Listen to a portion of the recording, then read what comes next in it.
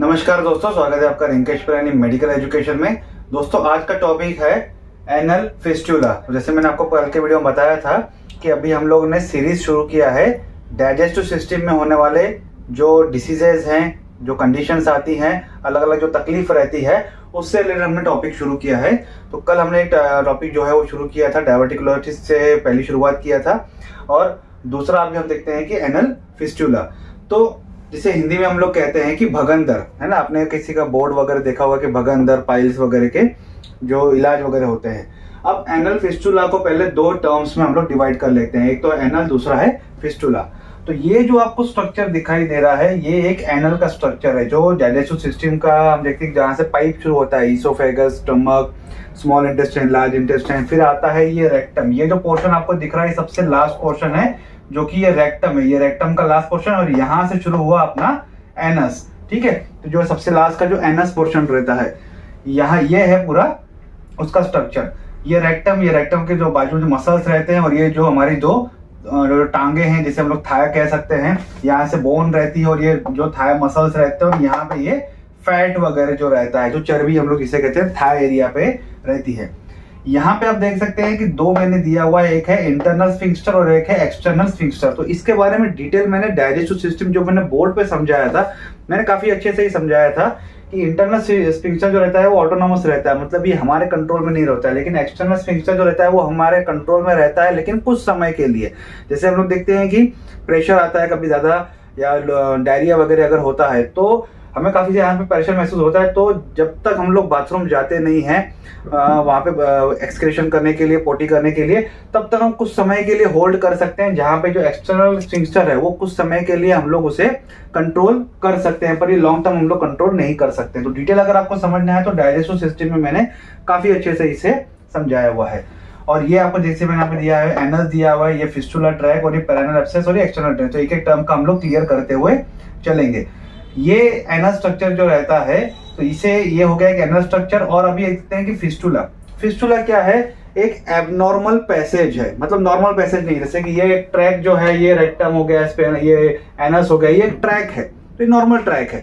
अब ये जो रहेगा ये एबनॉर्मल पैसेज बनता है। एक एबनॉर्मल पैसेज क्यों बनता है कि यहाँ पे जो एनस के जो ग्लैंड रहते हैं, एनल ग्लैंड जिसे हम लोग कह सकते हैं, वहां पे अगर किसी कारण से अगर इन्फेक्शन हो जाता है, इन्फ्लामेशन हो जाता है, या इंजुरी होता है किसी भी कारण की वजह से, तो वहां पे एब्सेसेस जमा हो जाते हैं, गंद जमा हो जाता है, पस वगैरह जो जमा होता है। अब पस को निकलने के लिए रास्ता नहीं होता है, तो वो यहां से ट्रैक ना बना के एक अपना एक ट्रैक बना लेता है, जो कि आपके बट एरिया के आसपास ही रहता है, जिसे हम लोग कहते हैं कि बैठने की जगह पे जो फोड़ा वगैरह आ जाता है, जहां से पस वगैरह निकलता है, आपने कभी सुना होगा ये। तो वो एक ट्रैक बना लेता है, और यहाँ पे एक एक्सटर्नल ड्रेनेज का जैसा एक फोड़े जैसा एक बन जाता है, और यहाँ पे ये ड्रेनेज होना निकलना शुरू हो जाता है, जिसे एक पेराइनल एब्सेस कहा जाता है, ये इसको। तो ये जो ट्रैक बनता है, जो कि एबनॉर्मल ट्रैक है, इसे कहा जाता है फिस्टुला, यानी कि भगंदर जिसे हम लोग कह सकते हैं। अब इसे एनल फिस्टुला क्यों कहते हैं, क्योंकि एनस पे होने वाला फिस्टुला को एनल फिस्टुला कहते हैं। ये बॉडी में कहीं भी हो सकता है, ये ऑर्गन से ऑर्गन के बीच में एक एबनॉर्मल पैसेज अगर बन जाता है, कुछ पस वगैरह, कुछ एक्सक्रीशन, एब्सेस निकलने के लिए, उसे फिस्टुला कहते हैं उस ट्रैक को। या फिर किसी ऑर्गन से स्किन का अगर है, मतलब एक्सटर्नल जो स्किन लेयर है, वहां तक बनने के लिए एक जो ट्रैक बनता है, उसे कहा जाता है फिस्टुला। तो एनल एरिया पे है, इसलिए इसे एनल फिस्टुला कहा जाता है। ठीक है, अब आज के वीडियो में हम लोग समझने वाले हैं कि इसका जो कितने टाइप्स रहते हैं, इसका डायग्नोसिस कैसे होता है, इसका ट्रीटमेंट किस तरीके से होता है, कॉजेस समझेंगे पूरा, और फाइनली जब हम लोग रिकवरी के बारे में समझेंगे तो कुछ बेसिक चीजें मैं इसके बारे में आपको समझाऊंगा। तो वीडियो जरूर एंड तक देखिएगा, और वीडियो अच्छा लगे तो लाइक, शेयर और कमेंट जरूर कीजिएगा। ये एक abnormal passage develop from the inside your anus to skin outside. तो ये एबनॉर्मल पैसेज है जो कि एनस के जहां से शुरू होता है, और जो स्किन के यहाँ पे आउटर एरिया पे बनता है। Develops in the upper part of the anus, that is butt hole where your anal glands are. तो बट होल यानी कि ये ऐसे एरिया में बनता है जो अपर पार्ट रहता है एनस का, ये एनस का नीचे ये अपर पार्ट, यहाँ पे एनल ग्लैंड्स रहते हैं जिसे बट होल कहा जाता है। ये वहां से इसकी शुरुआत होती है। When this gland become infected, drain from the infected can create the fistula. तो जैसे मैंने अभी बताया कि इन्फेक्शन होता है, वहाँ पे ड्रेनेज की जरूरत रहती है, वो जो गंद जमा हो जाता है, जो पस वगैरह या चीज हम देखते हैं एब्सेस जमा हो जाते हैं, वो निकलने के लिए एक रास्ता बनाने की जरूरत रहती है, वो फिस्टुला के थ्रू बन जाता है, वो ट्रैक बन जाता है जिसके थ्रू वो स्किन तक आता है और स्किन के थ्रू वहां पे एक पराइनल एब्सेस जैसा एक फोड़े जैसा जिसे हम लोग कहते हैं वो बन जाता है और वहां से फिर पराइनल एक्सक्रीशन जो होता है, एक्सटर्नल ड्रेनेज जिसे हम लोग कहते हैं, वो वहां से फिर होना शुरू हो जाता है। अब ये इन्फेक्शन यानी कि पराइनल एब्सेस यानी कि ये जो एक इन्फेक्शन है, मतलब ये जो कंडीशन है ये होता है पराइनल एब्सेस की वजह से। ये पराइनल एब्सेस जो हुआ है यहाँ पे, इसे हम लोग कह सकते हैं कि ये इन्फेक्शन यानी कि पराइनल एब्सेस भी इसको बोल सकते हैं। अब एनल फिस्टुला को पराइनल फिस्टुला भी कहा जाता है। एनल फिस्टुला का दूसरा नाम है पराइनल फिस्टुला। पराइनल मतलब क्या होता है? Is a region of the anus. Anus के क्षेत्र में जो यहाँ के आजू बाजू में अगर फिस्टुला होता है तो फिर उस एरिया को पराइनल कहा जाता है। मतलब एनल के आजू बाजू का जो एरिया है, रीजन है, क्षेत्र है, वहां पे होने वाला फिस्टुला को पराइनल फिस्टुला कहा जाता है या फिर एनल फिस्टुला भी कह सकते हैं। ट्वाइस कॉमन इन मैन, मतलब लेडीज में भी होता है, जेंट्स में भी होता है, लेकिन प्रतिशत वाइज अगर देखा जाए तो पुरुषों में इसका प्रतिशत दुगना है एज कंपेयर टू फीमेल्स में। कॉजेस क्यों होता है? Can occur through out your body. जैसे मैंने पहले बताया ये कहीं भी हो सकता है, बिटवीन द डिफरेंट ऑर्गन के बीच में हो सकता है, organ to the opening in your skin, या फिर ऑर्गन से स्किन की तरफ हो सकता है कि बाहर जाके वो गंध निकल जाए, जैसे कि एनस एरिया में हो रहा है। Usually occur when your tissue is inflamed for a long time due to infection, injury और डिसीज। किसी भी कारण की वजह से, जो भी आगे समझेंगे हम लोग, तो वो कंडीशन अगर होती है जिसकी वजह से इन्फ्लामेशन हो गया, इंजुरी हो गई, चोट लग गई, इन्फ्लामेशन कुछ वहां पे इन्फेक्शन की वजह से इन्फ्लामेशन हो गया, या फिर कोई बीमारी हो गई जो जीआई ट्रैक्ट से रिलेटेड है, उसके कारण भी जो है ये कंडीशन होने के चांसेस रहते हैं, जो कि अगर ये लंबे समय तक अगर रहती है तो। Chronic inflammation infection can eventually erode into the nearly tissue, especially when the pus need to drain. अगर लंबे समय तक इन्फेक्शन रहता है, लंबे समय तक कोई इंजुरी रहती है, वहां पे कोई डिसीज है, तो वहां पे इन्फेक्शन में क्या होता है, पस वगैरह जमा हो जाता है, तो वो क्या करता है, नियर बाय एरिया जो रहती है उसके बाजू बाजू उससे इरोड करता है, मतलब फाड़ते हुए जाता है, एक रास्ता बनाता है, जिसकी वजह से एक पैसेज बन जाता है। क्यों बनता है? क्योंकि वो पस को बाहर निकलना है, उसे गंद को बाहर निकलना है, तो ये बॉडी का एक सिस्टम है जो कि एक रास्ता बना लेता है, जिसे हम लोग कहते हैं कि फिस्टुला, भगंदर जिसे हम लोग कहते हैं, वहां से फिर उसे पस को बाहर निकालना पड़ता है। अगर ये लंबे समय तक होता है तो ये कंडीशन हो जाती है। This can create a channel between wound and the near by tissue. कोई भी जहां पे अंदर कोई तकलीफ हुई है, वहां से नियर बाय जो भी टिश्यू जहां पे ये गंद बाहर निकाला जा सकता है, चाहे वो ऑर्गन हो, चाहे वो स्किन हो, नियर बाय एक्सटर्नल हो, वहां पे ये फेंक देने का काम करता है। अनकॉमन कॉजेस, कुछ ऐसे कॉजेस हैं जो कि 100% इसके लिए रिस्पॉन्सिबल नहीं रहते हैं। वो एक है इन्फ्लामेटरी बाउल डिसीज, यानी कि जिसे हम लोग IBD कहते हैं, जो कि एक क्रॉन्स डिसीज हम लोग कह सकते हैं। क्रॉन्स डिसीज हम लोग इस टॉपिक पे आएंगे तब डिटेल में समझेंगे। STI हो गया, सेक्सुअली ट्रांसमिटेड इन्फेक्शन अगर हो जाता है, ये लोग जो एनल सेक्स करते हैं उनमें होने के चांसेस रहते हैं। ट्यूबरक्लोसिस अफेक्टिंग योर एनस, किसी को अगर TB अगर हो गया है, ट्यूबरक्लोसिस हो गया है, वो TB इतना बढ़ गया कि आपका जो एनस का पोर्शन है वो भी इन्फेक्शन से हो गया, कुछ दवाइयां ले रहे हैं, कुछ इन्फेक्शन जो है वो फैल जाता है, तो वहां पे अगर हो जाता है तो। ट्रॉमेटिक इंजुरी और द प्रीवियस सर्जरी, वहां पे कोई इंजुरी लगी है, चोट लगी है, या किसी कारण से आपने कुछ कभी पाइल्स का या फिर कोई दूसरा सर्जरी अगर आपने उस एरिया में करवाया है, उस सर्जरी का साइड इफेक्ट हो जाता है वहां पे इन्फेक्शन, क्योंकि अगर वुंड वगैरह अगर रिपेयर नहीं हुआ है, प्रॉपर तरीके से ध्यान नहीं दिया है, तो फिर वो वहां पे और तकलीफ हो जाती है, इन्फेक्शन बन जाता है, वो भी एक कारण बन जाता है, बट रेयर है। Radiation therapy at the pelvis area, pelvis area में अगर कोई कैंसर पोर्शन है, मतलब ये क्षेत्र में अगर कोई कैंसर की अगर तकलीफ है अगर आपको, तो उसके लिए आप रेडिएशन थेरेपी अगर ले रहे हो, तो उस रेडिएशन की वजह से वहां पे इन्फेक्शन होता है, जिसकी वजह से फिस्टुला बन जाता है। एक्टिनोमाइकोसिस यानी कि रेयर बैक्टीरियल इन्फेक्शन, एक प्रकार का बैक्टीरिया का अगर वहां पे अटैक अगर होता है तो उसकी वजह से इन्फेक्शन हो जाता है, और उसकी वजह से भी ये होने के चांसेस रहते हैं। हिड्राडेंटिस सुपुराटिवाइटिस, क्रॉनिक इन्फ्लामेटरी स्किन डिसीज, एक प्रकार का ये स्किन का तकलीफ है, ये बीमारी है, अगर वहां पे हो जाती है, मेनली ये पेल्विस रीजन पे होती है ये कंडीशन, ठीक है।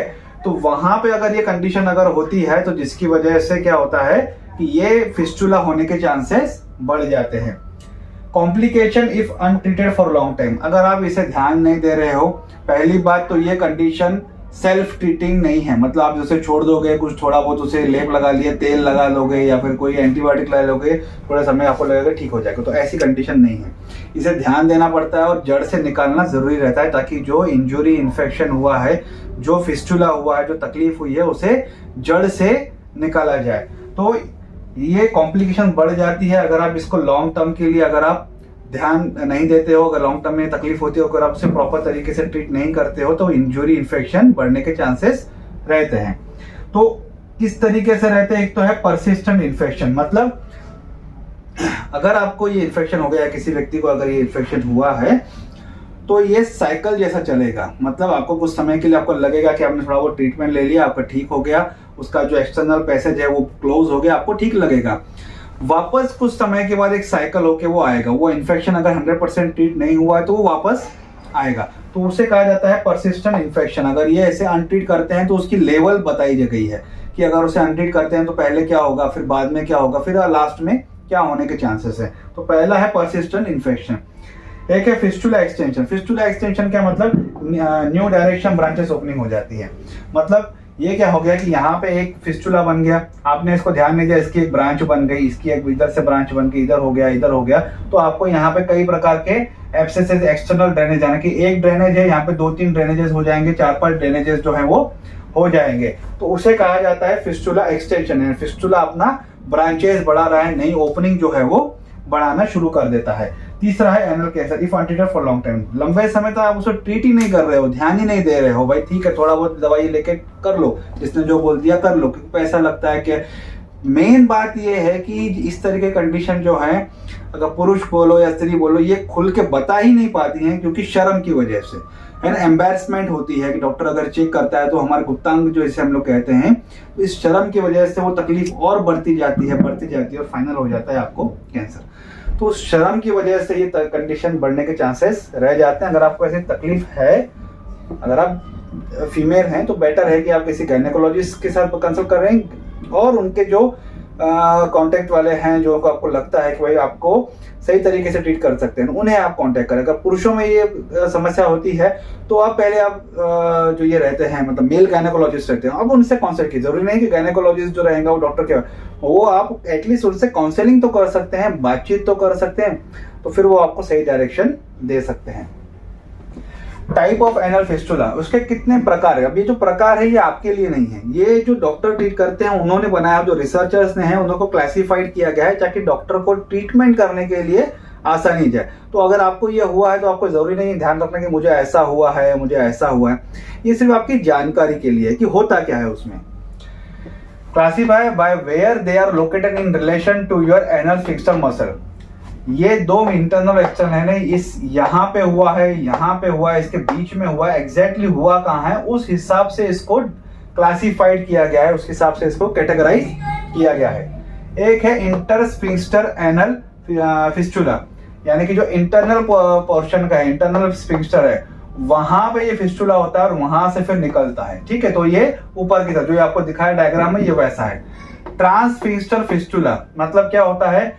दो फिस्टुला के बीच में एब्सेस जमा हो जाएगा और इसके बीच में से एक फिस्टुला जो है वो निकल जाएगा, मतलब दोनों को वो कवर करेगा, दोनों में से फिस्टुला लेगा, दोनों में से जो एब्सेसेस है वो जमा होंगे और फिर वो बाहर तक जाएंगे। एक है एक्स्ट्रा स्फिंक्टर फिस्टुला, मतलब दोनों यहां से होंगे लेकिन निकलेगा वो ये फिस्टुला यहाँ की तरफ से, नीचे की तरफ जो एक्सटर्नल स्फिंक्टर है वहां से फिस्टुला जाएगा, या तो इधर चला जाएगा या तो इधर चला जाएगा, मतलब वो एक्सटर्नल पोर्शन की, एक्सटर्नल स्फिंक्टर से उसका डायरेक्शन जो है वो, उसका बेस जो है वो वहां से शुरुआत होगा। एक है superficial anal fistula, travel from the lower part of the anal glands below anal glands through the skin near by bypassing और मसल्स। अब देखो इसमें क्या होता है, ये दोनों को कवर करता है, लेकिन ये जो मसल्स हैं, जो थाई एरिया के जो मसल्स हैं, उसको बाईपास करके जाते, जैसे मैंने दिखाया ना कि इसके साथ भी जुड़ के वो आ जाता है, तो ये क्या करेगा, बाईपास कर देगा, यहाँ से निकल जाएगा, इधर जाएगा, इसको टच नहीं करेगा मसल को, नियर बाय जो भी उसको टिश्यू दिखेगा, जो भी स्किन दिखेगा, वहां पे वो चला जाएगा, ठीक है। तो ये उसके कैटेगराइज जो है वो टाइप जो है वो रिसर्चर्स ने इसको कैटेगराइज किए गए। अब सिम्टम्स क्या क्या रहेंगे, कॉमन सिम्टम्स समझ सकते हैं। एक तो एनल में पेन होगा, वो एरिया में आपको दर्द महसूस होगा। इन्फ्लामेशन होगा, जाहिर सी बात है वहाँ पे अगर एब्सेस है, इंजुरी हुई है तो वहाँ पे सूजन होने के चांसेस रहेगा। रेक्टल ब्लीडिंग, यहाँ से रेक्टल से इन्फेक्शन हुआ है क्योंकि ये पोर्शन पे अगर इंजुरी हुई है तो यहाँ से ब्लीडिंग होने के चांसेस बढ़ सकते हैं क्योंकि इन्फेक्शन इंजुरी की वजह से होता है। बुखार आएगा, इन्फेक्शन को हम देखते हैं कि उसके साथ कॉम्प्लीमेंट्री है फीवर, ठीक है, क्योंकि ये बॉडी का एक इम्यून सिस्टम का एक पार्ट ही है। पेन व्हेन यू पी, अगर आप पेशाब भी करते हो तो भी आपको थोड़ा सा दर्द महसूस होता है उस एरिया में क्योंकि वो दोनों एरिया कनेक्टेड यहाँ आजू बाजू में ही है। डिफिकल्टी होल्डिंग योर पूप इन, यानी कि मान लीजिए अगर आपको कभी डायरिया है या फिर कभी आपको कुछ प्रेशर से पोटी आ रही है, अगर बाथरूम खाली नहीं है, पैक है, एक दो जो भी बाथरूम है आपके घर में, अगर वो पैक है तो आप हम जैसे कुछ समय के लिए होल्ड करते हैं, हर व्यक्ति थोड़ा सा कुछ समय के लिए होल्ड करता है with the help of external sphincter. तो वो होल्ड करना आपकी कैपेसिटी जो है वो नहीं हो पाएगी। अगर आप होल्ड करोगे तो आपको दर्द बढ़ जाएगा, तो वो आप होल्डिंग जो कैपेसिटी है आपके एक्सटर्नल स्फिंक्टर की वो नहीं रहेगी, तो वो आपका बह भी सकता है, अंडरवेयर में भी जो है वो लीकेज उसका पू का हो सकता है। डायग्नोसिस किस तरीके से करते हैं, तो फिजिकल एग्जामिनेशन, जो आप देखते होंगे कि जो आयुर्वेद डॉक्टर कई बार बोर्ड दिखते होंगे कि फिस्टुला, बगंदर, पाइल्स के लिए जांच यहाँ पे आके करें, आयुर्वेदिक उपचार होगा, इस तरीके के बोर्ड आपको ज्यादा देखने को मिल जाएंगे। सर्जन के पास भी ये अगर आप जाते हैं तो वो आपको डायग्नोसिस करते हैं। फिजिशियन के पास जाएंगे तो वो सर्जन के पास आपको रिकमेंड कर देते हैं। फिजिकल और सर्जन भी उसमें स्पेशलाइज रहते हैं, जो कि फिस्टुला, जो पाइल्स वगैरह के जो स्पेशलिस्ट रहते हैं वो अच्छे से आपको डायग्नोसिस करते हैं। तो आप जब कंसल्ट करेंगे तो वो आपको गाइडेंस मिलता जाएगा अपनी टेरिटरी में। फिजिकल एग्जामिनेशन करते हैं, वहाँ पे देखते हैं कि किस तरीके से है, कैसा है, कितने एब्सेसेस हैं, वो आपको देखते हैं वो इस एरिया में। तो अगर उन्हें ये ओपनिंग को अगर साफ करना है, अगर ये कुछ करना है, यहाँ पे ट्रीटमेंट करना है, तो आपको लोकल एनेस्थेशिया दिया जाता है ताकि ये आउटर एरिया अगर ब्लॉक हो गया है तो उसको खोलेंगे, थोड़ा सा एब्सेस बाहर निकालेंगे, क्योंकि अगर एब्सेस अगर नहीं निकल रहा है किसी कारण से, वहां पे वो हेयर्स वगैरह आ जाते हैं, ब्लॉक हो जाता है, अगर उसका एक्सटर्नल ओपनिंग जो है यहाँ पे ये अगर ब्लॉक हो जाता है तो वो एब्सेस निकल नहीं पाता है, जिसकी वजह से आपका दर्द काफी ज्यादा बढ़ जाता है। तो वो ओपनिंग को पहले खोलते हैं ताकि वो गंद जो है बाहर निकल जाए, तो उसके लिए आपको एनेस्थेशिया देते हैं। अगर एनेस्थेशिया आपको सहन नहीं होता है, उसमें भी दर्द होता है, तो फिर आपको सिडेटिव देते हैं, मतलब आपको बेहोश करके फिर वो पूरा पोर्शन जो है वो वहां पे साफ करने का काम करते हैं। एक हाइड्रोजन पेरोक्साइड दिया जाता है, जहां पे आपको ये फिस्टुला हुआ, एक्सटर्नल ड्रेनेज हो रहा है, वहां से इंजेक्ट किया जाता है हाइड्रोजन पेरोक्साइड, H2O2 अगर बोलते हैं, तो हाइड्रोजन पेरोक्साइड वहां से इंजेक्शन दिया जाता है। वो क्या करता है, वो इसके ट्रैक को थोड़ा सा डिस्टर्बेंस कर देता है, जो एब्सेस निकल रहा है ना उसको डिस्टर्ब कर देता है, और जहां पे इंफेक्शन हुआ है वहां पे थोड़ा सा झाग वगैरह निकलना शुरू होता है। तो डॉक्टर को डायग्नोसिस करने में हेल्प होता है कि एग्जैक्टली एनस में कौन से पोर्शन से ये इन्फेक्शन हुआ, जो मैंने आपको कैटेगराइज किया ना, ये डायग्नोसिस करने में थोड़ा हेल्प करता है कि यहाँ पे है, यहाँ पे है, या मिडल से है, कहाँ से है, तो वो डायग्नोसिस करने में उन्हें हेल्प करता है। तो ये हाइड्रोजन पेरोक्साइड की मदद से करते हैं। एक है एमआरआई कैसे हम देखते हैं कि एक परफेक्ट स्कैनिंग हो जाती है, डायग्नोसिस हो जाता है कि एग्जैक्टली आपको कहाँ पे कैसी तकलीफ है। एक है एंडोस्कोपी अल्ट्रासाउंड, यहाँ पे एक तरह का एक रॉड जैसा वो डाला जाता है जिसमें लाइट और कैमरा रहता है, लाइट कैमरा होने के बाद एक्शन हो जाता है कि वहां पे देखा जाता है कि ये रॉड से एग्जैक्टली आपको तकलीफ जो है वो कहाँ पर है, वो कैमरे के द्वारा वो कैच करते हैं स्क्रीन में, उसके हिसाब से फिर वो डायग्नोसिस करते हैं कि आपको क्या तकलीफ है, ठीक है। फिस्टुलोग्राफी करते हैं, एक प्रकार का ये एक्सरे है। क्या होता है, यहाँ पे एक प्रकार का डाई इंजेक्ट किया जाता है, जहां से आपको है वहां पे डाई इंजेक्ट कर देंगे, तो फिर आपका एक्सरे निकाला जाता है। एक्सरे में वो डाई जो है वो शार्प एक लेयर बन जाती है। मान लीजिए आपको फिस्टुला नहीं है, यहीं पे कुछ इंजुरी की वजह से फोड़ा हुआ है, तो वो डाई यहीं पे रुक जाएगा।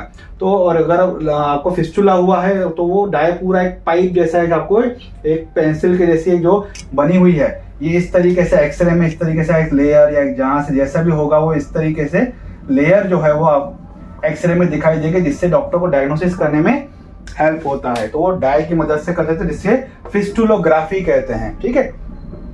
ट्रीटमेंट किस तरीके से करते हैं हम, ट्रीटमेंट होता है दो तरीके से, एक है सिंपल फिस्टुला, एक है कॉम्प्लेक्स फिस्टुला। मतलब सिंपल फिस्टुला मैंने देखो यहाँ पे समझाया था कि एक ही ये जो दिखाई दे रहा है ये एक ही फिस्टुला, ये सिंपल फिस्टुला है। अगर उसकी ब्रांचेस बन जाती हैं तो वो कॉम्प्लेक्स फिस्टुला बन जाता है।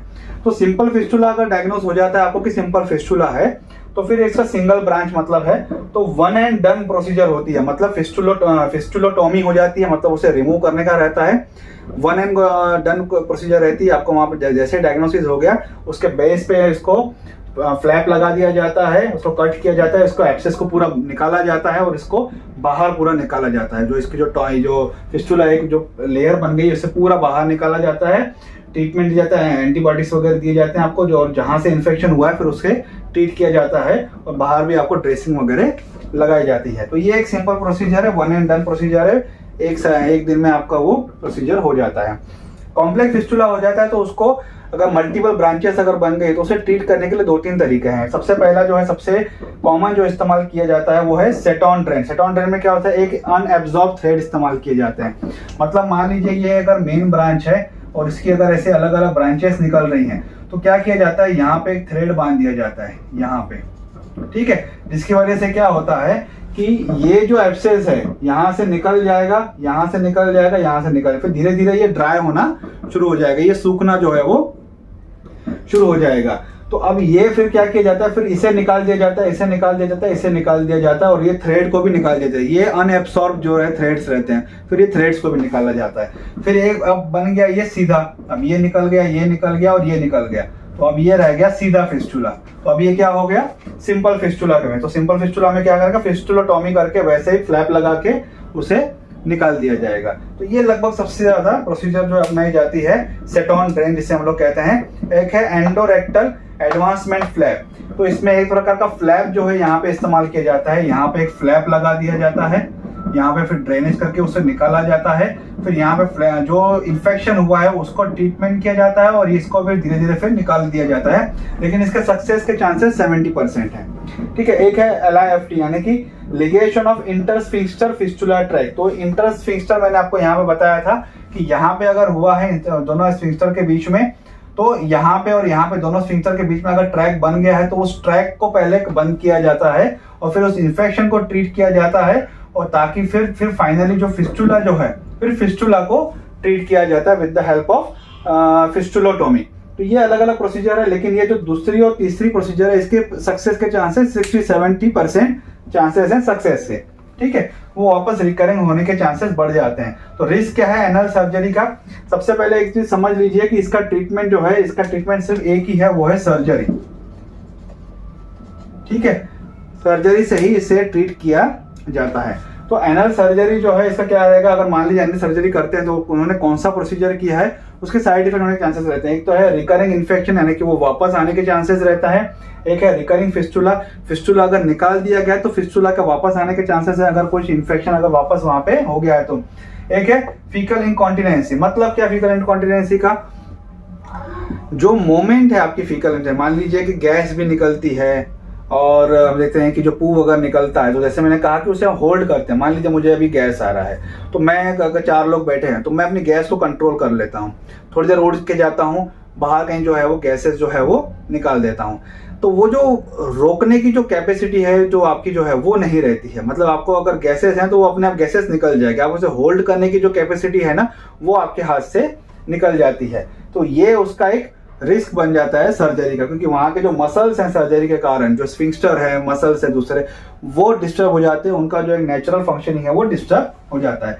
Recovery for anal fistula surgery, तो एनल फिस्टुला सर्जरी आपने करवा लिया, अब उसके बाद डॉक्टर फिर आपको क्या क्या देते हैं, क्योंकि क्या है कि ये अगर इसको सही तरीके से ट्रीटमेंट नहीं दिया जाता है तो इसके वापस आने के चांसेस बढ़ जाते हैं, जैसे मैंने आपको अभी बताया। तो उसके साथ आपको डॉक्टर कुछ दवाइयां वगैरह जो देते हैं, कुछ एंटीबायोटिक्स देते हैं, तो उस एंटीबायोटिक्स की वजह से आपको कब्जी होने के चांसेस रहते हैं, कॉन्स्टिपेशन होने के चांसेस रहते हैं। इसलिए आपके डाइट में वो कहते हैं कि वाटर और फाइबर सप्लीमेंट्स जो है वो आपको लिख के भी देते हैं और आपको कहते हैं कि सलाद ज्यादा खाओ, पानी ज्यादा पियो और रोटी वगैरह चावल जो है वो थोड़ा सा कम खाने के लिए बोलते हैं। सिस बात वगैरह लेना पड़ता है, मतलब एक प्रकार का गुनगुना पानी रहता है, एक प्रकार का टब रहता है, उसमें बिठाया जाए, बैठने के लिए बोला जाता है पानी डाल के, ताकि अंदर का जो सर्जरी हुआ है उसे थोड़ा सा सूदनिंग मिले। कोई अगर इन्फेक्शन थोड़ा सा बढ़ गया है, कुछ एंटी माइक्रोबियल का अटैक अगर हुआ है तो वो गर्म पानी से थोड़ा सा वॉश आउट जो है वो उसके साथ पानी के साथ जो है वो साफ हो जाए। तो ये प्रोसीजर की जाती है। वुंड मैनेजमेंट, अगर बाहर आपको कट वगैरह हुआ है, यहाँ से वुंड मैनेज किया तो उसकी ड्रेसिंग वगैरह करने के लिए आपको चेंज करने के लिए कहा जाता है, ताकि वहाँ की साफ सफाई जो है वो बनी रहे। तो ये इसलिए मैं आपको कहता हूँ कि यहाँ से मैंने टॉपिक इसलिए शुरू किया क्योंकि मैंने पिछले टॉपिक में भी कहा था कि जो भी बीमारी है आपके स्टमक से शुरू होती है। तो खान पान अपना अच्छा कीजिए, फाइबर अच्छा डालिए अपने डाइट में। फाइबर में आप बहुत सी चीज़ें डाल सकते हैं, सलाद अच्छा खा सकते हैं, पानी अच्छा पीजिए, आप वॉकिंग कीजिए, एक्सरसाइज कीजिए, तो इस तरीके की तकलीफें जो हैं वो कम होगी। दूसरा, अगर आपको इस तरीके की तकलीफ अगर हुई है या हो गई है या आपके परिवार में आपको पता है किसी को है, तो आप जो कंसल्टेंट है जिसके साथ आपको ट्रीटमेंट लेना है, सर्जन के साथ या फिर जो आयुर्वेदिक डॉक्टर जो ट्रीटमेंट करते हैं, उन्हें प्रॉपर तरीके से बताइए कि आपको तकलीफ क्या है, ताकि वो जड़ से उस बीमारी को निकाल सकें। अदरवाइज ये बार बार अगर आपको होता रहा तो इसके इन्फेक्शन बढ़ सकते हैं, और आप इसको अनदेखा करते हैं तो फिर एनल कैंसर होने के चांसेस बढ़ते हैं, कैंसर वहां से बढ़ सकता है। तो आज का टॉपिक ये सिंपल तरीके से था, मैंने आपको एनल फिस्टुला आपको बताया। आई होप कि आपको ये सिंपल वे से ये टॉपिक समझा होगा, मैं काफ़ी अच्छे तरीके से समझा पाया। वीडियो अच्छा लगे तो लाइक और शेयर जरूर कीजिएगा। अगर आपको कोई कमेंट है तो आप कमेंट बॉक्स में कमेंट कर सकते हैं, और मुझे इस चैनल को सपोर्ट करने के लिए प्लीज़ सब्सक्राइब कीजिए। Thank you.